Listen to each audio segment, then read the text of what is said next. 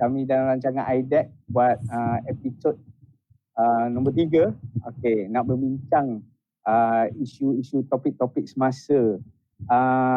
Sekarang ni, so sebelum tu nak tanya apa khabar seorang semua di rumah? Harap semua okey, sihat.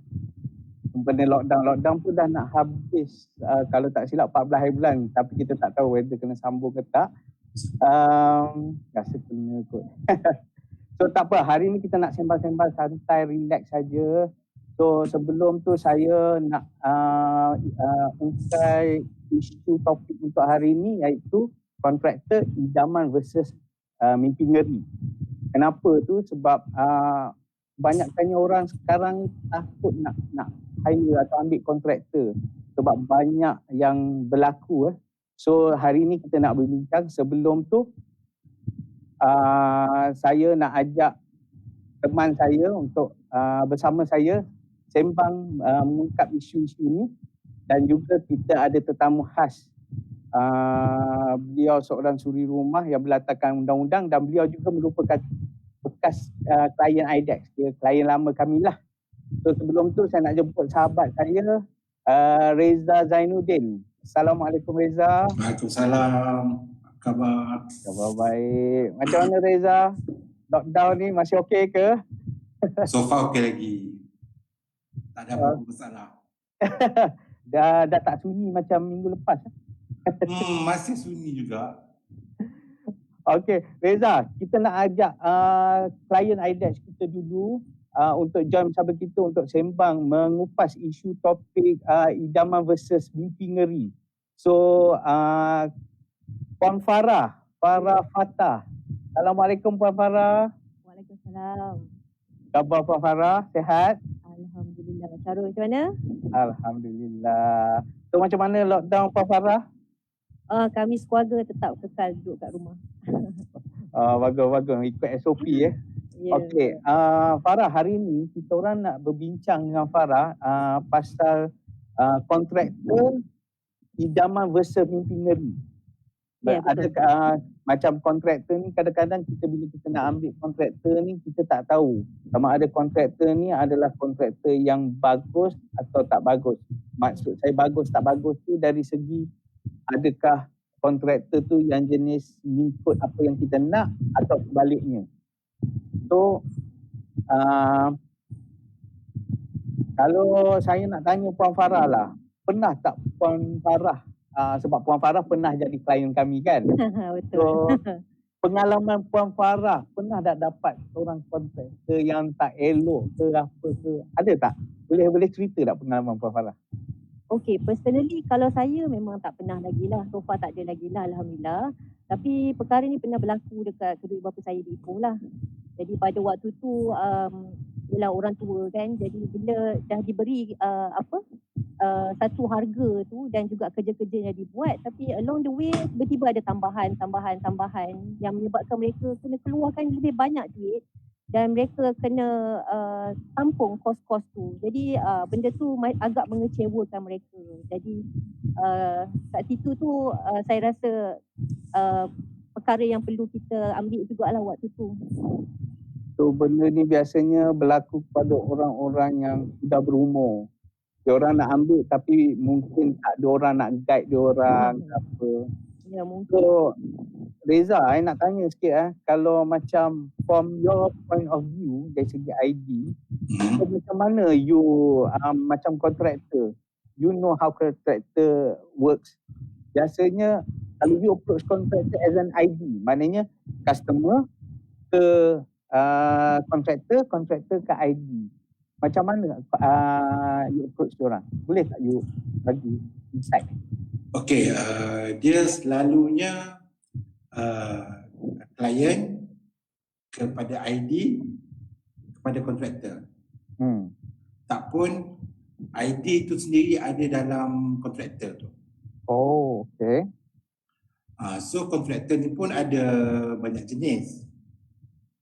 So as a client, you kena tahu apa yang you nak buat dulu first. Kalau kata you just nak buat satu kerja, macam contoh you nak buat ceiling, you boleh terus pergi kepada ceiling contractor. Tapi kalau you nak buat quite major renovation lah, macam ada ceiling, ada kabinet, then you go for ID contractor. So you kena differentiate benda tu. Kadang-kadang macam kita nak buat ceiling, kita nak buat kabinet, dan kita just ini ada contractor kat kampung ni, kita ambil je lah. Sedangkan dia sendiri tak mahir pun pasal benda lain. Dia cuma mahir pasal ceiling je. Itu yang akan ada isu-isu tambah-tambah harga tu. I see. Okay. So kalau macam Farah, I nak tanya you, let's say for yours, macam you kan, bila you, pengalaman you lah, sebab you pernah ambil kami semua tu, so pengalaman you bila approach contractor, macam mana you apa preparation you, because I nak tahu juga for client kalau nak approach contractor tu apa dia kena ready. Since you kata you tak pernah kena I mean you're satisfied dengan you punya contractor. So, apa preparation you? Okay. Perkara pertama yang kami buatlah sebelum ubah suai rumah tu, yang pertama of course kita kena pasti dululah ruang tu, kena pasti kat mana yang kita nak renovate ataupun ubah suai. Once kita dah kena pasti, kita pun dah mestilah ada atur bajet kita berapa dan semua details-details lain. And after that, kita start lah buat search, cari kontraktor. Dan bila dah buat cari kontraktor tu pun, kita akan tengok lah dia punya track record, dia punya portfolio, benda-benda tu kita kaji dulu. And after that baru kita hubungi dia. Kalau dia ada macam apa orang kata, memberi layanan mesra, dia senang dihubungi, dan juga dengan portfolio yang dia ada tu, bila kita berpuas hati, dan kita akan minta quotation. Once dia dah beri quotation kat kita, and then dia dah setuju dengan harga material, dia dah justify semua benda-benda tu, dan barulah kita buat perjanjian dengan kontraktor tu lah. So dalam perjanjian tu sebenarnya sebuah harga tu mestilah sama, harga yang ditawarkan mesti sama. Dan dia pun kena explain lah pada kita terma dan syarat, dan kalau lepas tu apa dia punya after sales dia, defect dia nak buat macam mana, terma-terma dalam tu. Once dah carefully tengok benda tu, dah sign, dan barulah kita sign the agreement, dan kerja-kerja boleh dimulakan lepas kita buat pembayaran deposit. So okay, just ini untuk Reza dan Farah. So kalau let's say lah macam pelanggan tu budget, dia dah ada budget and agreement tu semua dah buat. So suddenly tiba-tiba ada certain contractors, dia kata, oh saya tak boleh sebab you kena add up another tu untuk progress, nak bayar almost like 90%. Mula-mula deposit 30%, suddenly kerja baru siap dalam 50% tapi dah minta payment another 40%. So dah tu, and then bila cakap macam tu, kata oh saya tak boleh nak bergerak sebab yelah tak cukup nak beli barang. So this kind of situation tu macam mana kita nak handle lah? Okay, pengalaman saya lah kan, dia kata 5-6 tahun kebelakangan ni, selalunya kontraktor memang akan minta payment sekali banyak pasal selalu kena tipu dengan klien. Macam contoh, dia kata kalau ikut dulu cuma 25% je start bayar. Ada progress lah, selalu dalam 2-3 kali progress macam tu.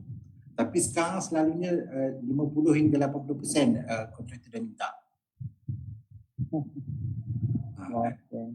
Pasal banyak klien yang macam bila kita dah siap kata ini tak kena dia nak melambatkan proses pembayaran tu. So nanti kontraktor pun macam malaslah nak tuntut kan. So senyap macam tu je. So bukan setakat bukan setakat klien pun takut dengan kontraktor pun takut dengan klien kalau ada yang tak bayar ke apa. Ya, memang selalu jadi. Ya, ada satu saya terbaca dia kata kontraktor dah siap berapa ratus ribu renovate di rumah, tiba-tiba owner tak boleh nak bayar. So kontraktor tu terpaksa pecah balik dan biar je benda tu melompong sebab klien tak boleh nak bayar. Macam tu mungkin dia sepuas hati. Pasal dia tak dapat untung, tapi biar dia puas hati, biar dia pecah. So biar dua-dua rugi. Itulah sekarang ni kita nak discuss macam mana nak dapat persetujuan. Maknanya dari segi klien pun puas hati, dapat apa kontraktor yang dia idamkan, maknanya dia dapat semua yang tu. Dan macam mana kontraktor pun dapat yang klien yang a very good paymaster.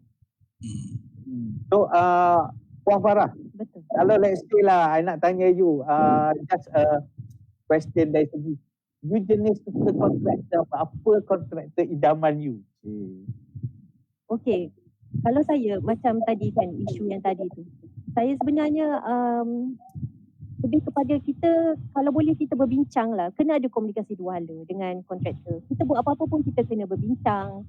Dan kontraktor idaman dah tentulah bila dalam perbincangan tu adalah kontraktor yang senang kita nak hubungi, yang boleh jawab segala kemusykilan klien tu, because klien ni ada certain benda dia tak faham, ada benda-benda yang dia nak ada impian dia sendiri tapi dia tak boleh nak tanya. Jadi kalau ada kontraktor yang boleh explain pasal harga, explain pasal material, pasal design dan apa-apa saja plan yang dia nak buat, saya rasa melalui perbincangan dan komunikasi yang baik, isu-isu yang tak puas hati tu boleh dikurangkan. Dan dah tentulah kalau kontraktor idaman saya, kontraktor yang profesional. Maknanya buat semua mesti ikut flow dan seperti yang dijanjikan dalam agreement. Back to the agreement, back to the paper. And then satu lagi yang saya rasa saya bonus point lah sebagai seorang klien kan, bila kerja-kerja yang dah dibuat oleh kontraktor tu, after that dia bersihkan balik, dia kemaskan balik apa yang dia dah buat. Yang itu bagi saya memang sangat bonus point. Okey. Ni nak tanya soalan. Okey, dalam macam you kata tadi perjanjian, adakah perjanjian itu hanya sekadar pada quotation ataupun kena ada perjanjian additional surat lain ke apa ke? Okey, kalau kita tengoklah secara undang-undang, bila diberikan sebut harga, dia adalah sebut harga je yang mana merangkumi semua detail-detail tarikh, harga dan lain-lain, kerja-kerja yang akan dibuat. Tapi perjanjian ni lebih kepada apa waranti yang dia nak bagi, apa jaminan yang dia nak bagi dan apa yang dia tawarkan. Dan kat situ juga sebenarnya dalam agreement tu safe to both parties. Maknanya dari segi payment, klien kena tunaikan apa yang dia patut bayar, dan dari segi perkhidmatan, kontraktor kena buat. Jadi sebenarnya agreement tu tak perlu pun agreement yang complicated, agreement yang betul yang kena pakai lawyer. Cukup memadai agreement yang difahami oleh kedua-dua pihak dalam bahasa apa pun tak apa. That is the written agreement. So just follow benda tu, saya pasti klien memang akan puas hati. Dan berbincang, kalau katalah tengah-tengah buat tu ada crack apa-apa ke, ada problem yang di tengah jalan tu, bincang. Saya rasa benda ni memang akan selesaikan semua masalah. Yang kalau jenis yang lari je, diam, tak respon, yang itu akan ada masalah saya rasa. Okey, saya nak mencelah sikit. Okey. Itulah pentingnya designer dalam satu projek. Pasal designer ni dia macam orang tengah. Kalau kata let's say lah you hire this designer, then you ada you punya orang kontraktor ataupun dia recommendkan, dia akan jadi orang tengah. Dia akan pastikan yang dua-dua pihak ikut kontrak tu. Kalau macam contoh you hire designer tu dengan kontraktor sekali, macam Puan cakap tadi lah, dia ada BQ, dia dah beritahu detail, lepas tu dia akan ada lagi satu panggilan lampiran beritahu okey, apa benda-benda yang kena buat sebelum, ketika dan selepas construction. And then kalau nak cari kontraktor tu, sebaik-baiknya kontraktor yang ada background design supaya kemudian hari tak ada nak tambah-tambah harga. Pasal saya ada pengalaman, saya buat rumah klien, dia ada dia punya own contractor. Bila saya tanya kenapa dia macam ni, lepas tu kontraktor tu kata, memang dia buat macam tu. Tapi sebenarnya benda tu tak betul. Lepas tu bila dah kena pecah, dah kena tambah duit. So sebaik-baiknya proses dia jumpa designer dan baru jumpa kontraktor. Unless kalau you as a client, you ada vast knowledge pasal design, pasal construction, maknanya you boleh monitor you punya project tu, then better lah you pergi sendiri pasal the cost is cheaper. Tapi kalau you tak sure, better you hire designer. Pasal kadang-kadang kalau kita dapat kontraktor yang orang kata pemimpineri pun, the problem dia macam dia boleh tipu barang. Macam dalam quotation tu dia boleh kata barang ni grade A tapi dia bagi grade B. So dekat sini lah designer datang untuk check benda-benda macam ni. Pemantauan lah ya Cik. Pemantauan. So benda-benda ni selalunya semua ada dalam letter of appointment lah lebih kurang. Tapi zaman sekarang ni macam semua nak cepat, so selalunya dia bagi quotation je. Dan nasib lah kalau dapat yang boleh percaya, dia akan buat proper lah. Kalau tidak, itulah lepas tangan macam tu. Okey, Reza. Saya nak tanya soalan just sedikit. Macam mana nak bezakan quotation dalam pemilihan kontraktor? Kalau nak dapat harga yang paling murah, biasanya. Okey, selalunya pergi pada, you tak boleh lah macam cuci sangat pun, nanti tak jalan kerja kan.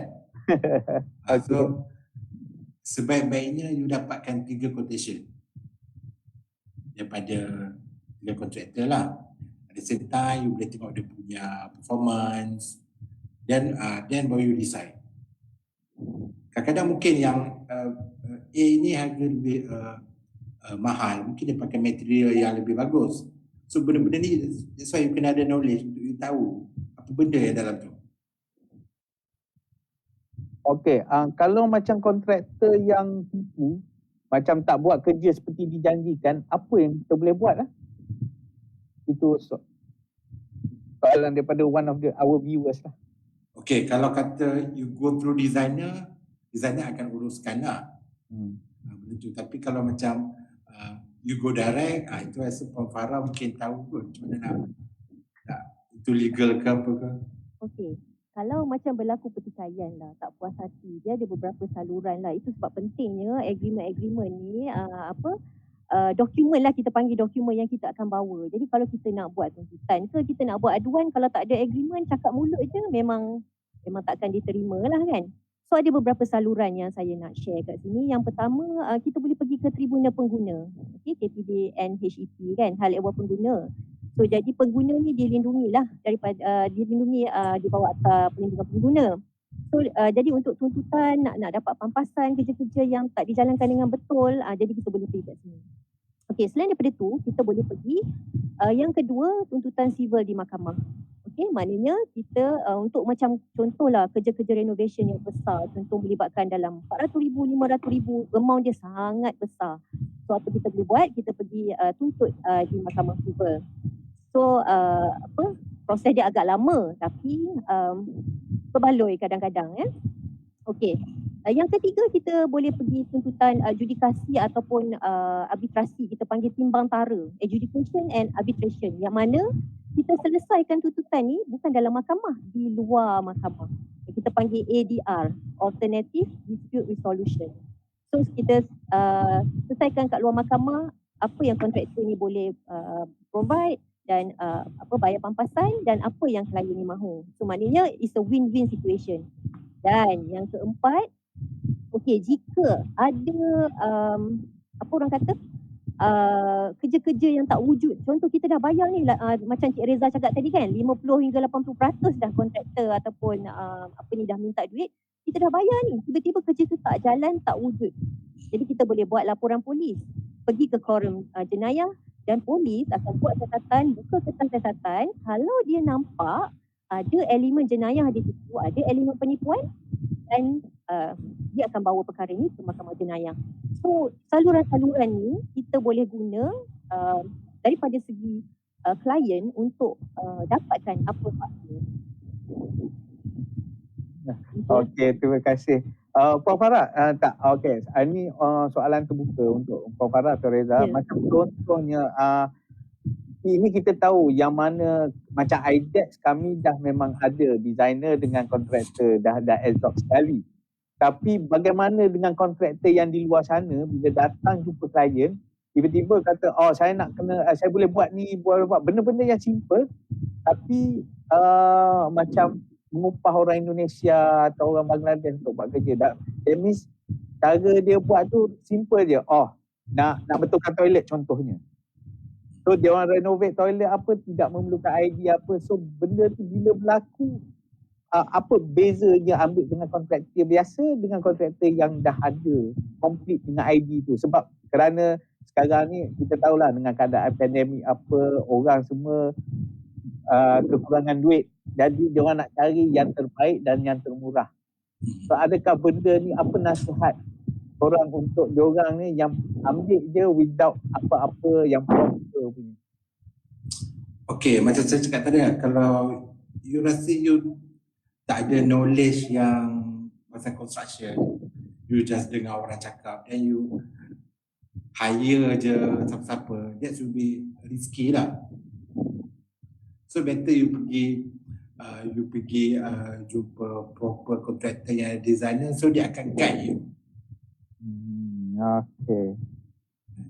Jadi kalau you tak puas hati pun you ada channel you boleh bagi tahu. Okay. Ni kita ada seorang daripada kita punya penonton live kita ni ya. Macam mana nak design cabinet kitchen simple dan cantik dengan bajet 1,500 je.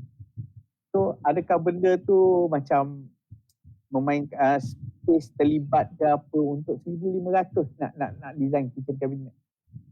Adakah dia memerlukan ID dan juga kontraktor ataupun hanya cari kontraktor saja jalan? Macam mana? Okay, dia nak kata kita nak renovate ni pun dia adalah dia punya orang kata apa, standard price dia. Maksud standard price ni macam you tak boleh lah expect you dapat something better dengan budget you yang sikit. Okay. Dia sama juga macam you buat baju kan. So kalau saya banyak soalan orang tanya macam, oh saya ada budget macam ni, macam mana nak hire designer? Dan kalau realitinya you memang kata that amount macam memang tak cukup nak hire designer. So tu yang saya kata kena rajin buat research. You buat research sendiri, you study sendiri, dan you buat sendiri. Tapi hasilnya mungkinlah tak orang kata apa, seelok yang designer punya. Daripada segi teknikal lah maksud saya. Bukan pada segi estetik. Estetik is very subjective. So ni kita pun ada lagi soalan. So kalau Puan Farah rasa Puan Farah nak mencelah bagi pendapat, kita amat boleh. Macam mana okey, ni daripada kita punya penonton Facebook macam mana kita nak pilih kontraktor yang betul-betul boleh buat kerja? Apa kriteria yang kita perlu tengok atau perlu aware lah? Kalau tanya saya sebagai seorang pengguna suri rumah kan. Jadi sebagai klien lah orang kata. So first thing sebab kita nak dapat rumah idaman, betul tak? Lagi-lagi lah lockdown ni kan, nak duduk kat rumah kan. Jadi saya memang amat pentingkanlah research tu. I mean kita punya study tu lah. So kita ada banyak masa kat rumah. So kita kena kaji betul-betul. Yang paling penting saya selalu akan tengok, kaji dulu dia punya company tu wujud ke tak. Normally kita boleh buat search dekat SSM, betul tak? Kadang-kadang dia bubuh je tapi sebenarnya company tu tak wujud. Dan yang kedua, saya akan tengok portfolio dia. Jadi dekat Facebook ke, dekat apa-apa yang saya buat search tu, dia mesti ada review. Even kita beli barang dekat Shopee pun kita tengok review kan. Jadi kita akan tengok apa customer feedback, apa client punya feedback dan apa kejayaan-kejayaan dia. Jadi saya rasa ini adalah satu tips yang boleh semua guna pakai, dan saya rasa semua pun pakai tips untuk dapatkan kontraktor yang terbaik. Tetapi jika berlaku sebaliknya, of course lah kan, kita tak tahu. Jadi kita langkah pertama kita tengok benda ni dulu. Apa nak jadi selepas tu kita akan cubalah bincang dan langkah-langkah seterusnya yang saya share tadi. Macam tu. Dia yang terbaik sekali recommendation lah. Betul. That's the best recommendation. Betul. And then itulah macam Puan cakap tadi, pergi social media dia tengok. Kalau kata kawan kita recommend dia ni bagus, tapi social media kosong je macam. So you nampak dia tak aktif. Okay, mungkin kat belakang tabir dia aktif, tapi macam zaman sekarang ni it's all about social media. Yes. So it's very important you kena update you punya social media as a contractor, apa yang you buat, aktiviti tu. So orang akan macam okay, lebih yakin lah. Dan you tak nampak berselindung macam tu. Okay.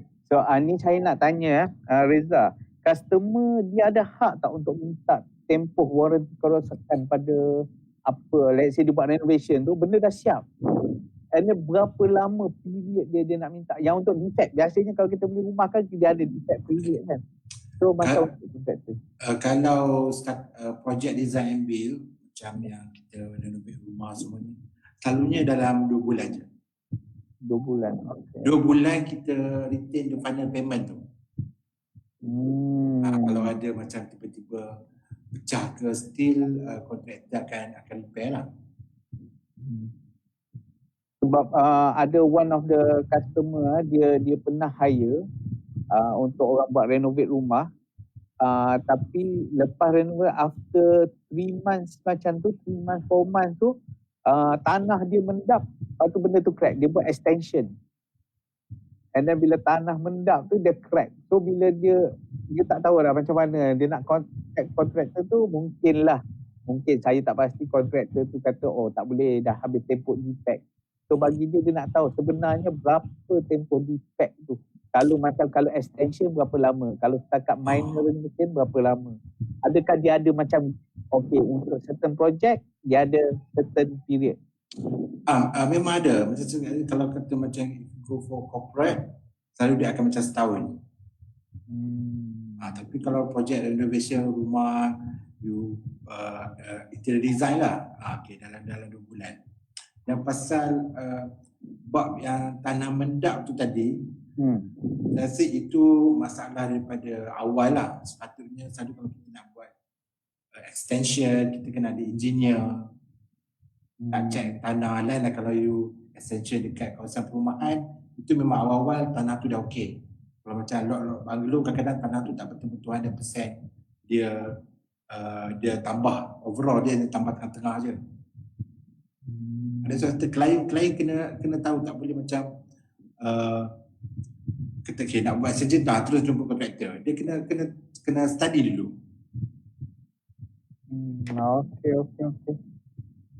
So macam kita ada seorang penonton dia bagi soalan, macam mana nak besarkan dapur? Perlu ke saya panggil kontraktor yang ada CIDB atau boleh panggil yang tepi jalan macam kontraktor Aceh ke Indon ke?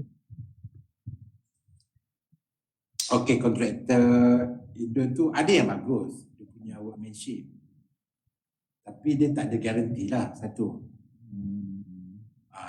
Lepas tu dia mungkin okey daripada segi nak buat structure, dia architecture structure. And then masuk dalam bab nak buat kabinet semua, dia tak begitu mahir lah. Pasal benda tu selalu dia detail. Kan? Pasal kadang-kadang diorang tak ada drawing pun. So kan construction ni kena ada drawing supaya you boleh refer. So kalau sebaik-baiknya kalau ada, I rasa dia punya harga pun lebih kurang je sebenarnya. So kalau you pergi yang proper, dia ada guarantee. Lepas tu macam CIDB tu is more to the staff lah, not really for the client. Reza, nak tanya, kalau macam contohnya, especially lah kebanyakan, saya tak kata semua, kebanyakan yang rumah-rumah lot-lot ni, banglo apa, kebanyakannya outskirt. Kalau ada dalam pun certain places yang rumah dekat atas bukit whatever. So kebanyakannya adalah orang-orang yang either berumur ataupun orang-orang yang orang kata tak tahu pasal benda ni. So macam tadi Cik Reza cakap, kalau bab tanah mendap tu nak tahu kena ada engineer apa. So bagi orang yang biasa ni, bila kita hire kontraktor, kita tak tahu sama ada kita perlu ID ke engineer, tapi basically orang dah tahu macam kalau kontraktor apa biasanya ID. Tapi bila engineer tu, bila nak tahu nak kena hire engineer sekali untuk check benda-benda. Okay, selalunya kalau you nak buat rumah from zero, kontraktor tu sendiri akan ada dia punya engineer sendiri. Dia akan hire, selalunya kontraktor ni dia akan ada, dia kata dia punya geng-geng arkitek semualah. So dia akan bekerjasama untuk make sure the project is okay. So macam satu kata kalau you hire yang macam not proper, macam kontraktor kampung, ada tak check benda-benda tu? I see. Kalau dia check pun mungkin tak proper. Kalau yang proper, dia akan waktu tu lah dia akan check order untuk plumbing, untuk electrical, semua benda-benda tu kontraktor tu yang akan buat. Dia sendiri akan cari orang yang akan tolong dia. Okay. Tapi you as a client make sure you kena monitor lah, jangan macam okay memanglah you bayar je, tapi you mesti nak ambil tahu kan you punya projek tu. Betul. Setengah klien macam lepas tangan, lepas tu nanti kenapa macam ni pun macam tak elok lah kan. Okay, Puan Farah. Ya, saya. Saya daripada tadi duk perhati rumah Puan Farah tu. Belakang tu frame ke apa besar betul. Apa betul si Puan Farah ada ambil ID juga ke?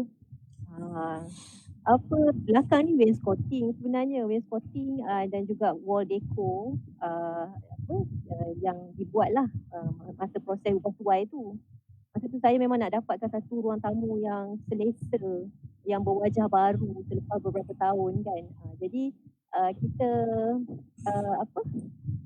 hire idea eksklusif waktu tu untuk buat ruang tamu ataupun saya punya living hall idaman saya macam tu. So memang saya sangat happy lah dapat tengok, sebab saya sangat suka kan warna-warna yang macam berunsurkan keemasan kan. Orang perempuan kan dia memang suka gold kan. Jadi bila dapat macam design yang macam ni dan juga kerja-kerja yang kemas, saya memang sangat teliti, dan bila dapat kerja kemas di sini memang saya sangat puas hati lah. So maknanya you punya design pun apa semua tu, you memang dah biasa lah buat design ni apa semua. So mungkin daripada situ pembincangan Puan dengan kontraktor semua agak smooth lah. Ya, so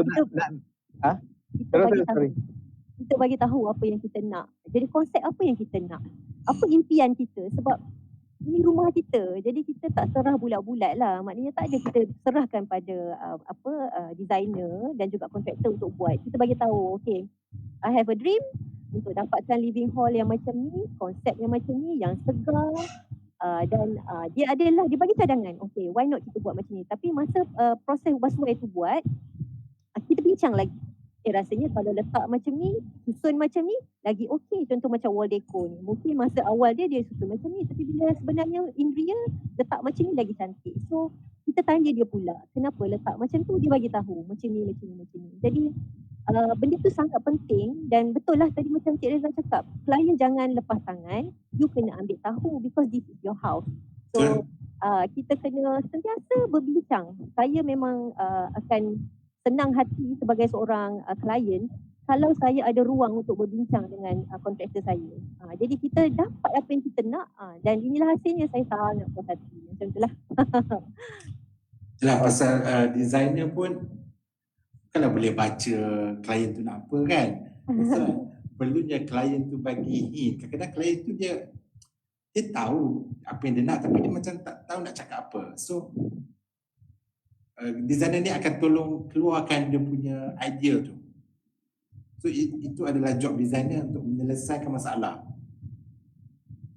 Kan macam dia kata macam ni okey kita ada designer akan advise, akan tolong. By the end of the day rumah tu rumah klien. So pentingnya client involvement tu. Okey. So ni kita pun masa tak banyak dah. So sekarang ni kita berbuka pada soalan-soalan siapa-siapa nak tanyalah pasal kontraktor apa semua. But now ni ada 2-3 soalan saya nak baca daripada kita punya viewers. Contohnya kontraktor dah hire untuk buat renovate satu rumah. So bila dah siap dah tengok customer tak puas hati. So bila nak minta pecah balik, of course kontraktor tak nak layan. So kalau berlakunya begitu, apa patut customer perlu buat?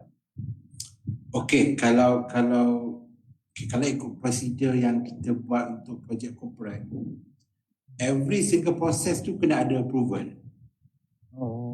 So kalau you rasa you ni jenis yang very concern benda tu ikut, you kena bagi tahu kontraktor yang setiap kali you nak buat something, you kena bagi tahu. You kena record benda-benda tu. So maknanya dia ada progress punya working schedule lah. Ya. That's why kalau selalunya klien memang tak ada masalah. That's why designer ambil peranan klien tu untuk monitor benda-benda ni. I see. Kadang-kadang macam kontraktor pun tak sure. Ni nak buat macam mana, dan klien pun tak jawab. So dia pun main hentam. Dan sekali rugi kan. So ni kita ada lagi satu daripada one of our viewers, Dila. Dia kata kat mana nak check kalau kontraktor itu bertauliah atau tak? Ada website ke apa? Puan Farah, yang biasa if you're in that situation. Okey. Sebelum kita pergi kepada yang macam mana nak check tu, kalau tanya pendapat saya, kontraktor ni dia ada banyak jenis. So as long as kontraktor tu boleh bagi servis yang terbaik, it doesn't matter. Tetapi macam Cik Reza cakap tadi, to get the best result dan juga jaminan bila ada kerja-kerja yang tak okey. So di sini pentingnya kontraktor yang ada tauliah. So kalau kita nak check, kita boleh pergi check lah dekat CIDB. Macam saya cakap tadi, SSM tu sebenarnya dah boleh tengok dah. Dalam SSM tu dia ada dia punya bidang-bidang dia kan. So kalau company tu dia kata claim, dia kata dia kontraktor, actually sebenarnya dia buat bisnes lain, kat situ dah ada doubt dah. So kita boleh check juga dekat ada beberapa saluran sebenarnya. Tapi yang paling penting sebenarnya melalui perbincangan kita tu sebenarnya kita dah boleh tengok dah kontraktor ni sebenarnya okey ke tak okey kan. Jadi dari situ kita kena communicate lah, kena tanya dia. Dari situ kita boleh nampak dah. Tapi untuk check dia punya background tu boleh buat melalui yang saya cakap tadi lah. Boleh buat background search tu dekat CIDB, dekat PKP dan lain-lain. Tapi again, back to yang mana yang you decide, you bear the consequences. Contoh kalau you rasa you nak ambil yang kontraktor yang tak ada tauliah pun, tapi apa-apa jadi, kena tanggung lah. Tapi kalau nak ambil yang ada tauliah, buat semua proper, tapi masih lagi ada kepercayaan tu, dan boleh balik dekat tips-tips yang saya ceritakan tadi. Macam tu. Dan kadang-kadang saya rasa benda ni nasib soalan. Kan? Kadang-kadang dah ada tauliah semua dah, tiba-tiba dia sebenarnya two way. Saya selalu tekankan two way. Kalau klien tu terlampau cerewet, bagilah kontraktor yang macam mana tauliah pun dia susah nak meet the understanding. So kena communicate. Dia kadang-kadang ambil kontraktor ni pun macam jodoh juga. Nak kena ada vibe tu. Betul. Macam even though sometimes designer pun dia ambil klien tu kalau dia rasa vibe tu macam tak, dia tak ambil. Betul. Pasal dia tahu nanti nak kerjasama tu susah. And then lagi satu, kalau you nak check kontraktor tu, you boleh pergi dia punya factory, you boleh pergi dia punya office. Macam ada setengah tu diorang jumpa kat luar je kan. You boleh pergi office, you boleh pergi factory, pada situ you boleh nampak ada ni proper ke tak. That's very good. Okay. So actually macam saya nampak lah based on perbincangan kita hari ni, actually problem utama bagi rakyat yang lebih kurang macam saya ni lah, takut juga nak hire kontraktor yang bertauliah sebab takut mahal. Kita tak tahu. So mungkin kontraktor tu di luar sana boleh iklankan harga ke, promosi ke, supaya customer lebih tahu, dan bila dah ada harga tu apa, bajet dia tahu apa, then dia tak agak-agak untuk nak ambil lah kontraktor tu. Sebab sekarang ni benda yang maklumat yang tak sampai. So bila cerita pasal nak hire kontraktor dengan ada design, dengan ada civil engineer, dalam pemikiran dia orang macam tak mahal ke, tak apa ke. So kalau boleh kontraktor di luar sana untuk keluarkan harga-harga ke, that should be good lah. So macam mana, macam Puan Farah kan, saya nak tanya, macam mana Puan Farah dapat kontraktor rumah Puan Farah dulu? Macam mana Puan Farah pergi dekat kedai-kedai tengok tu, cari ID dulu ke, atau how was your process untuk dapatkan kontraktor? Yeah, first thing first is the plan, then the budget. Daripada situ baru kita boleh pecahkan apa yang kita nak. Kalau kita tak ada plan dan tak ada budget, main saram je, main pergi je, so benda ni dia akan jadi kelang kabut. So daripada situ dia ada banyak sebenarnya saya kalau boleh kumpulkan semua. Macam saya cakap tadi lah, to get rumah idaman it's not easy dan melibatkan kos. Jadi saya memang buat study dulu. Dan saya pergi ada yang pergi ke kedai, ada yang pergi ke office, ada yang saya dapat quotation daripada email, daripada Facebook. Saya guna segala saluran yang boleh untuk dapatkan the best price and the best offer. But the most important is the best service tu lah yang paling penting, which is kita pada awalnya tak tahu. Jadi melalui kita punya perbincangan tu dan alhamdulillah lah saya tak ada masalah lagi tentang tu. And then cakap pasal harga, kena tahu yang harga ni berubah-ubah. That's why kontraktor tak boleh nak cakap kita boleh buat rumah ni dengan harga RM50,000. Harga tu berubah-ubah. That's why pentingnya you kena minta quotation daripada few company. So boleh dapat bezakan. I see. So, even quotation tu pun dia ada time period dia.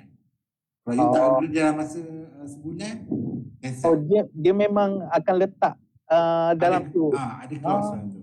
Ada clause. Okay. Betul. Alright. So last nak tanya soalan cepu Mas. Macam mana pengalaman Puan Farah masa ambil IDEC sebagai you punya kontraktor? Alhamdulillah, saya tak ada banyak masalah. Macam kita ambil beli perabot daripada Imadeco dan juga kita dapatkan servis daripada IDEC. Jadi saya tak ada banyak masalah sangat tentang nak berurusan, tentang nak dapatkan satu kata sepakat tu tak susah.